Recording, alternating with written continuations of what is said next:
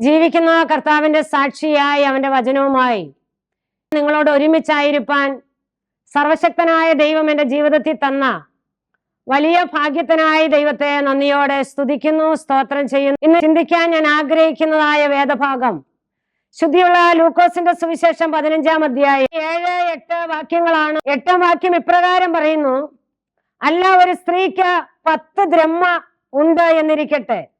ഒരു ദ്രഹ്മ കാണാതെ പോയാൽ അവൾ വിളക്ക് കത്തിച്ച് വീട് അടിച്ചു വാരി അത് കണ്ടുകിട്ടും വരെ സൂക്ഷ്മതയോടെ അന്വേഷിക്കാതിരിക്കുമോ? കണ്ടുകിട്ടിയാൽ സ്നേഹിതന്മാരെയും അയൽക്കാരത്തികളെയും വിളിച്ചുകൂട്ടി കാണാതെ പോയ ദ്രഹ്മ കണ്ടുകിട്ടിയത് കൊണ്ട് എന്നോടുകൂടി സന്തോഷിപ്പീൻ എന്ന് പറയും. നമുക്കറിയാം, ലൂക്കോസിന്റെ സുവിശേഷം 15-ാം അധ്യായത്തില് യഹൂദന്റെ പശ്ചാത്തലത്തില് 3 ഉപമ നമുക്കവിടെ കാണുവാനായി സാധിക്കും. ഒന്നാമത്തെ ഉപമ, ഒരാൾക്ക് 100 ആടുണ്ടായിരുന്നു, അതിൽ ഒരെണ്ണം മരുഭൂമിയിൽ നഷ്ടപ്പെട്ടു. രണ്ടാമത്തെ ഉപമ, ഒരു സ്ത്രീക്ക് 10 ദ്രഹ്മയുണ്ടായിരുന്നു, അതിൽ ഒരെണ്ണം വീടിനകത്ത് നഷ്ടപ്പെട്ടു പോകാനായിട്ടിടയായി. മൂന്നാമത്തെ ഉപമ, ഒരപ്പന് 2 മക്കളുണ്ടായിരുന്നു, അതിൽ ഒരുവൻ ലോകത്തിൽ നഷ്ടപ്പെട്ടു പോകാനായിട്ടിടയായി. 3 ഉപമകളെ നമുക്ക് ലൂക്കോസിന്റെ സുവിശേഷത്തിൽ കാണുവാനായി സാധിക്കും. നഷ്ടപ്പെട്ടതിനെ തേടി പോകുന്ന അപ്പനെ നമുക്ക് ഒന്നാമത്തെ ഉപമയിൽ കാണാം. രണ്ടാമത്തെ ഉപമയിൽ നഷ്ടപ്പെട്ടു പോയതിനെ തിരഞ്ഞ് കണ്ടെത്തുന്ന ഒരപ്പനെ നമുക്ക് കാണാനായി സാധിക്കും.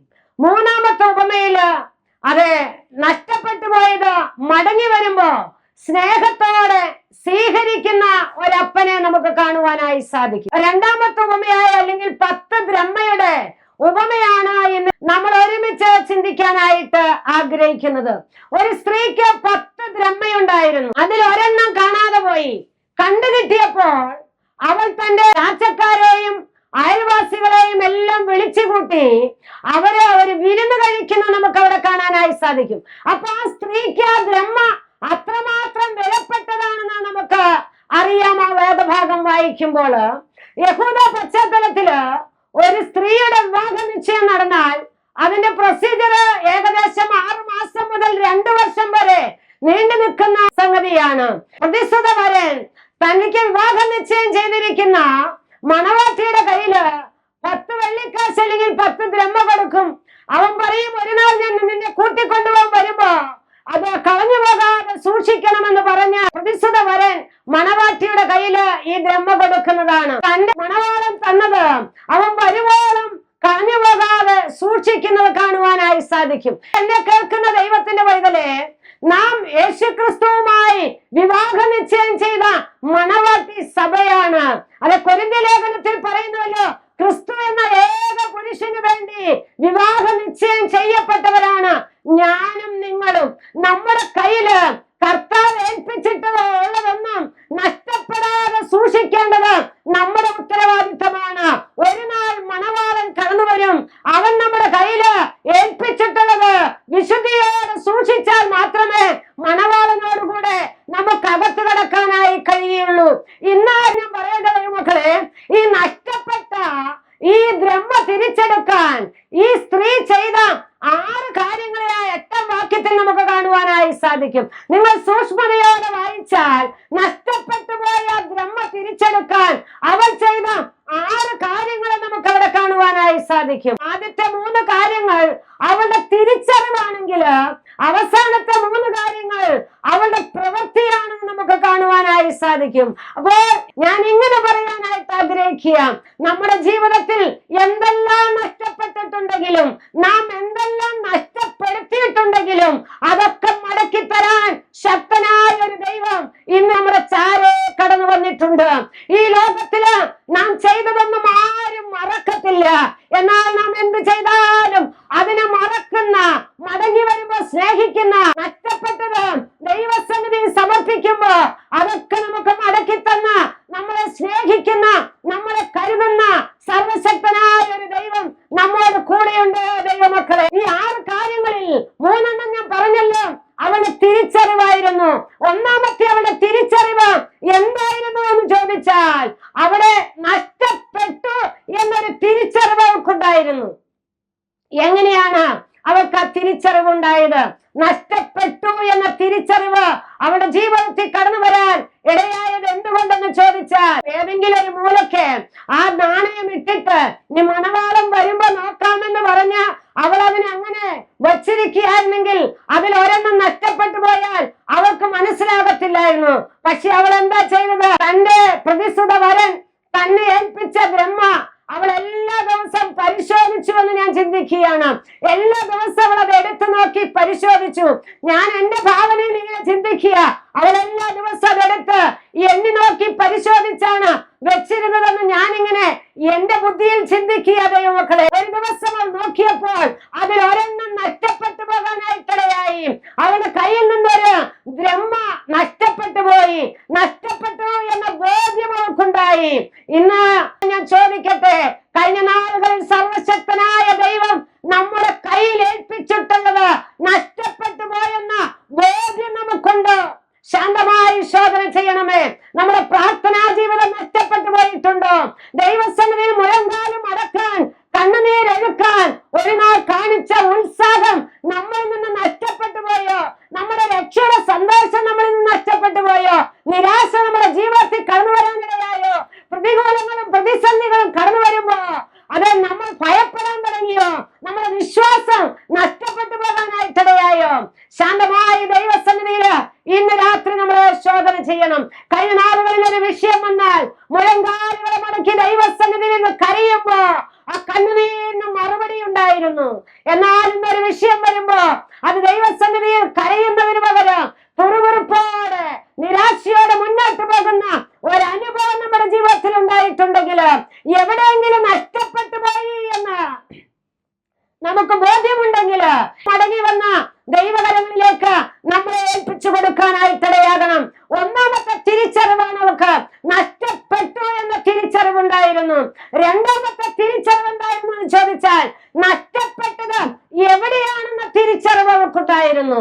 വീടിനകത്താണ് ബ്രഹ്മ നഷ്ടപ്പെട്ടത് എന്ന തിരിച്ചറിവ് ഈ സ്ത്രീക്കുണ്ടായിരുന്നു. ഞാൻ ചോദിക്കട്ടെ ദൈവ പൈതലേ, നമ്മുടെ ജീവിതത്തില് നമ്മുടെ പ്രാർത്ഥനാ ജീവിതം എവിടെയാണ് നഷ്ടപ്പെട്ടത്? നമ്മുടെ വിശുദ്ധി എവിടെയാണ് നഷ്ടപ്പെട്ടത്? നമ്മുടെ ബൈബിൾ പാരായണം എവിടെയാണ് നഷ്ടപ്പെട്ടു പോകാനായിട്ടിടയായത്? നമുക്ക് നഷ്ടപ്പെട്ടു പോയത് എവിടെയാണെന്നുള്ള ബോധ്യം നമ്മുടെ ജീവിതത്തിലുണ്ടോ? മുമ്പോട്ട് പോകുക. യേശുവിന്റെ മാതാപിതാക്കൾ യേശുവിനോടുകൂടെ യെരൂശലേം ദൈവാലയത്തിൽ കടന്നുപോയി. മടങ്ങി വരുമ്പോ കർത്താവ് അവരോട് കൂടെ ഉണ്ടായിരുന്നില്ല. കർത്താവ് അവരുടെ കൂടെ ഉണ്ടെന്നുള്ള ധാരണയിൽ അവർ 3 ദിവസത്തെ വഴി മുന്നോട്ട് പോയി. കുറച്ചു ദൂരം പോയപ്പോഴാണ് കർത്താവ് ഇല്ലെന്ന് മനസ്സിലായത്. ചോദിക്കട്ടെ, ദൈവം കൂടെ ഉണ്ടെന്നുള്ള ആ ബോധ്യത്തോടെ ആ ഉറപ്പ് നമ്മുടെ ജീവിതത്തിലുണ്ടോ? എന്നോ രക്ഷിക്കപ്പെട്ട ഒരു കണക്ക് പറഞ്ഞ് അതിനകത്ത് പ്രാർത്ഥനാ ജീവിതം നിന്നുപോയി, വിശുദ്ധിയിൽ നിന്ന് മാറിപ്പോയി, വേദപുസ്തക പഠനം കൂട്ടായ്മയൊക്കെ നിന്ന് മുമ്പോട്ട് പോകുന്ന ഒരു അവസ്ഥയാണെങ്കിൽ ഇന്ന് ശോധന ചെയ്യാൻ ദൈവം നമുക്കൊരവസരം തന്നിരിക്കുക. എന്റെ കർത്താവേ, എന്തുകൊണ്ടാണ് എന്റെ കുടുംബത്തിന്റെ ഐക്യത നഷ്ടപ്പെട്ടത്? എന്തുകൊണ്ടാണ് എന്റെ തലമുറ തെറ്റായ വഴിയിലൂടെ കടന്നു പോകാനായിട്ടിടയാകുന്നത്? എന്തുകൊണ്ടാണ് എന്റെ ദാമ്പത്യ ജീവിതത്തിന്റെ തകർച്ച കടന്നു വരാനിടയായത്? ഏതാണ് കാരണം? ഇന്നും മുട്ടുകളെ ദൈവസന്നിധി മടക്കാനിടയായാൽ, ഒന്ന് ശോധന ചെയ്യാൻ തയ്യാറായ കണ്ണുനീരോടെ അപ്പന്റെ സന്നിധിയിലിരുന്ന് അപ്പ എന്ന് അവനൊന്ന് വിളിക്കാൻ തയ്യാറായാൽ, അവന്റെ മാവിലേക്കൊന്ന് ചാരിയാൽ, നമ്മുടെ സങ്കടം അവനോട് പറഞ്ഞാൽ, നഷ്ടപ്പെട്ടതിനെ മടക്കി തരുന്ന, നഷ്ടപ്പെട്ടത് എവിടുന്ന് അവനെ കാണിച്ചു കൊടുത്താൽ അതിന് പരിഹാരം തരുന്ന ഒരു പ്രാണപ്രിയൻ നമ്മുടെ നടുവിൽ കടന്നു വന്നിട്ടുണ്ട്. നമുക്കറിയാമല്ലോ. നന്ദിയോടെ സ്തോത്രം. എലീശ പ്രവാചകൻ ശിഷ്യന്മാര് മരം മുറിക്കാൻ കടന്നുപോയി. കോടാലി നഷ്ടപ്പെട്ടു. നഷ്ടപ്പെട്ടത് എവിടെന്ന് പ്രവാചകൻ ചോദിച്ചപ്പോൾ ആ ശിഷ്യന്മാർ അത് കാണിച്ചു കൊടുത്തു. കോടാലി അവർക്ക് മടക്കി കിട്ടാനിടയായി. ഇന്ന് ദൈവം നമ്മളോട് ചോദിക്കുകയാണ്, എവിടെയാണ് നിന്റെ കോടാലി നഷ്ടപ്പെട്ടത്? എവിടെയാണ് നിന്റെ പ്രാർത്ഥനാ ജീവിതം നഷ്ടപ്പെട്ടു പോയത്? എവിടെയാണ് നിന്റെ വിശുദ്ധി നഷ്ടപ്പെട്ടു പോയത്? എവിടെയാണ് നിന്റെ ജീവിതത്തില് അശുദ്ധി കടന്നു വന്നത്? ദൈവം ചോദിക്കുമ്പോ വ്യക്തമായ ഒരു മറുപടി കൊടുത്താൽ ഇന്ന് അതിനൊരു പരിഹാരമായി യേശു കർത്താവ് നമ്മളോട് കൂടെയുണ്ട്. ഒന്ന്, നഷ്ടപ്പെട്ടു എന്ന തിരിച്ചറിവാണ്. രണ്ട്, നഷ്ടപ്പെട്ടത് എവിടെ എന്നുള്ള തിരിച്ചറിവാണ്. മൂന്നാമത്തെ തിരിച്ചറിവ് നഷ്ടപ്പെട്ടത് ഇരുട്ടിലാണ് എന്ന തിരിച്ചറിവാണ്. ദൈവമക്കളെ, ഉൽപ്പത്തി പുസ്തകം മുതൽ വെളിപ്പാട് പുസ്തകം വരെ പഠിക്കുമ്പോ നമുക്ക് കാണുവാൻ കഴിയും. ഇരുട്ട് പിശാചിന്റെ പ്രവൃത്തിയെ കാണിക്കുകയാണ്. അന്ധകാരം പിശാചിന്റെ പ്രവൃത്തിയെ കാണിക്കുകയാണ്. അപ്പോ നഷ്ടപ്പെട്ടത് ഇരുട്ടിലാണ്, പിശാചിന്റെ പ്രവൃത്തിയാണ് നമ്മുടെ ജീവിതത്തിൽ പലതും നഷ്ടപ്പെടുത്തുവാനായിട്ടിടയാകുന്നത്. ഞാൻ എന്റെ ജീവിതത്തോട് ചേർത്ത് പറഞ്ഞാൽ, എന്റെ ജീവിതത്തിൽ ഞാൻ രക്ഷിക്കപ്പെട്ടിട്ട് ഏകദേശം 33 വർഷത്തോളമായി. എന്റെ യൗവന പ്രായത്തില്, എന്റെ 21-ാമത്തെ വയസ്സില് യേശു കർത്താവിനെ കണ്ടെത്താൻ സർവശക്തനായ ദൈവം അവന്റെ വേലക്കിറങ്ങാൻ അവൻ എനിക്ക് ഭാഗ്യം തന്നു. 15-ാമത്തെ വയസ്സിൽ ഞാൻ യേശുവിനെ കണ്ടെത്തി. 21-ാമത്തെ വയസ്സ് മുതൽ ഞാൻ മുഴുവൻ സമയ വേലയ്ക്ക് വേണ്ടി കർത്താവിന്റെ സന്നിധിയിൽ ഇറങ്ങാനായിട്ടിടയായി. എന്നോടൊപ്പമുള്ള അനേകരും ഈ ശുശ്രൂഷയിലില്ല. ജീവിതത്തിൽ കുറവുകൾ വന്നില്ലെന്നല്ല, ഒരുപാട് പോരാട്ടങ്ങളും കുറവുകളൊക്കെ ജീവിതത്തിൽ കടന്നു വന്നു. 33 വർഷങ്ങൾക്കപ്പുറം ഒരു സ്ത്രീ കർത്താവിന്റെ വേലക്കിറങ്ങുമ്പോ ഒട്ടും അനുകൂലമായ സാഹചര്യം ഉണ്ടായിരുന്നില്ല. എനിക്ക് 2 ആൺമക്കളുണ്ട്. എന്റെ കുഞ്ഞുങ്ങളുടെ ഭാവി കാര്യങ്ങൾ ഒത്തിരി പേർ എന്നോട് ഒത്തിരി ചോദ്യങ്ങൾ ചോദിക്കാനായിട്ടിടയായി. ഇനി എങ്ങനെ ജീവിതം മുന്നോട്ട് പോകും, മക്കളുടെ ഭാവി എന്താകും, വീട്ടിലില്ലാതെ ശുശ്രൂഷയ്ക്കിറങ്ങിയാൽ കുഞ്ഞുങ്ങളുടെ കാര്യമാരി നോക്കും, ഒരുപാട് ചോദ്യങ്ങൾ എന്റെ മുമ്പിൽ അനേകർ കൊണ്ടുവരാനായിട്ടിടയായി. എന്നാൽ ആരും നോക്കാതെ അവന്റെ വേലയ്ക്ക് വേണ്ടി ഞാൻ ഇറങ്ങിയെങ്കിൽ ഇന്നെനിക്ക് നിങ്ങളോട് സാക്ഷ്യം പറയാനായി കഴിയും. പ്രതിസന്ധികളും പ്രതികൂലങ്ങളും കടന്നു വന്നപ്പോഴൊക്കെ അപ്പന്റെ മുമ്പിൽ കടഞ്ഞെന്ന മുഴങ്കാലുകളെ മടക്കി കണ്ണുനീരോടെ അപ്പാ എന്ന് വിളിച്ചപ്പോ അവൻ എന്റെ പ്രാർത്ഥനാ മുറിയിലേക്ക് ഇറങ്ങി വന്നു, എന്റെ ജീവിത സാഹചര്യങ്ങളിലേക്ക് ഇറങ്ങി വന്നു, എന്റെ തലമുറകളുടെ മേൽ അവൻ പ്രവർത്തിക്കുവാനായിട്ടിടയായി. കഴിഞ്ഞ 33 വർഷം അവൻ എന്നെ ജയോത്സവമായി നടത്തി. എന്റെ മുമ്പിൽ ഉണ്ടായിരുന്ന ഒത്തിരി ചോദ്യചിഹ്നങ്ങളെ അവൻ ആശ്ചര്യചിഹ്നങ്ങളാക്കി മാറ്റി തരാനിടയായി. അതുകൊണ്ട് എന്നെ കേൾക്കുന്ന ദൈവത്തിന്റെ പൈതലേ, നമ്മുടെ ജീവിതത്തിൽ അന്ധകാരം കടന്നു വരാനിടയാകരുത്. പിശാചിന്റെ പ്രവൃത്തികളെ ജയിക്കാൻ പ്രാർത്ഥനയുടെ അനുഭവത്തിൽ മുന്നോട്ട് പോകണം, ഉപവാസത്തോടെ മുന്നോട്ട് പോകണം, ദൈവസന്നിധിയിൽ നാം ചെലവഴിക്കാൻ സമയം കണ്ടെത്താനായിട്ടിടയാകണം. ദൈവസന്നിധിയിൽ ചെലവഴിക്കാൻ സമയം കണ്ടെത്തിയാൽ, മുഴങ്കാൽ മടക്കിയാൽ, കണ്ണുനീര് വാർത്താൽ സർവശക്തനായ ദൈവം നമുക്ക് വിടുതൽ തരും. ഞാൻ എപ്പോഴും എന്റെ പ്രിയപ്പെട്ടവരോട് പറയാറുണ്ട്, കരയുന്ന 2 കണ്ണുകളും മടങ്ങുന്ന 2 മുഴങ്കാലും ഉണ്ടെങ്കിൽ നമ്മുടെ ഭവനത്തിൽ നിന്ന് യേശു ഇറങ്ങിപ്പോകത്തില്ല.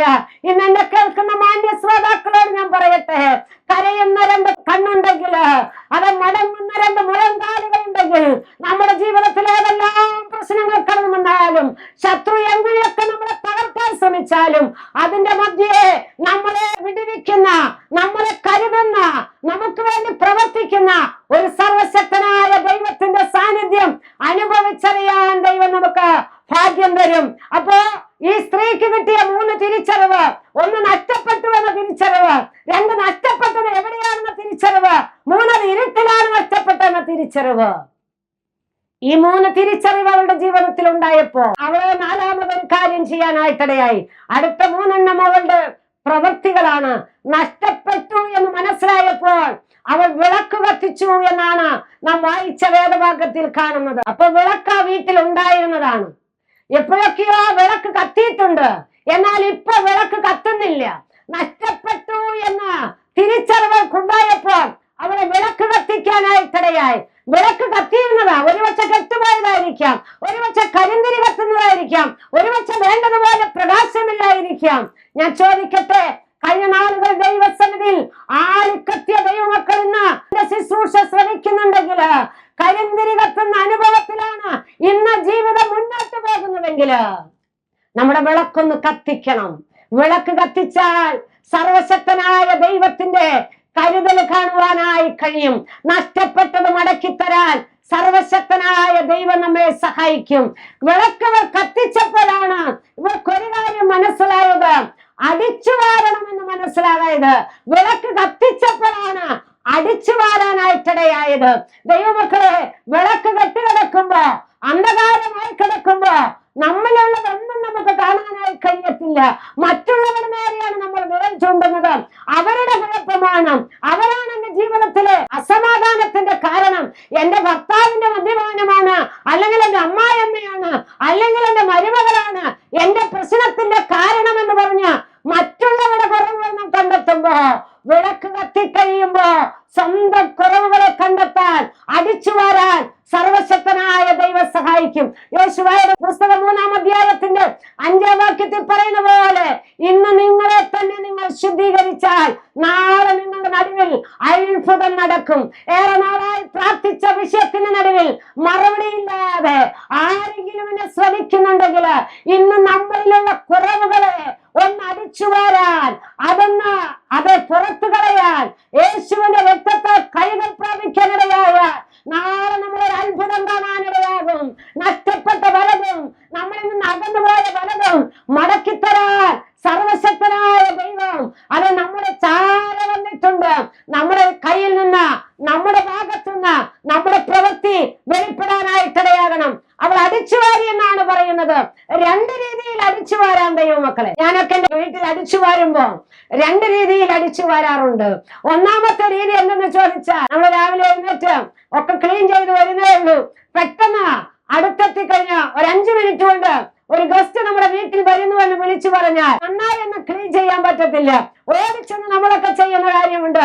സെറ്റിയിൽ കിടക്കുന്ന പേപ്പറുകളെല്ലാം പെറുക്കിയെടുക്കും, അത് സെറ്റിയൊക്കെ ഒന്ന് നേരെയാക്കും, പുറമെ കാണാവുന്ന കരടുകളെല്ലാം മാറ്റിയിട്ട് അത് വൃത്തിയാക്കി അതിന് വരുമ്പോ വൃത്തിയായിരിക്കത്തക്കവണ്ണം നമ്മൾ അടിച്ചു വാരാറായിട്ടുണ്ട്. ആ അടിച്ചു വാരിയതൊന്നും പുറത്തു പോയിട്ടില്ല. അവിടെ ഇവിടങ്ങളിലായിട്ട് അതൊക്കെ മാറ്റി മാറ്റി നമ്മള് മറ്റുള്ളവർ കാണാതെ ഒളിച്ചു വെച്ചിരിക്കുകയാണ്. ഇന്ന് ചോദിക്കട്ടെ, നമ്മുടെ ജീവിതത്തിൽ മറ്റുള്ളവർ കാണാതെ നമ്മൾ അടിച്ചു വാരി എവിടെയൊക്കെയോ പൂത്തി വെച്ചിരിക്കുന്ന അനുഭവമാണോ പലപ്പോഴും നാം തെറ്റ് ചെയ്യാതിരിക്കുന്നത്? മറ്റുള്ളവർ കണ്ടാൽ എന്ത് വിചാരിക്കുമെന്ന് ഓർത്തിട്ടാണ്.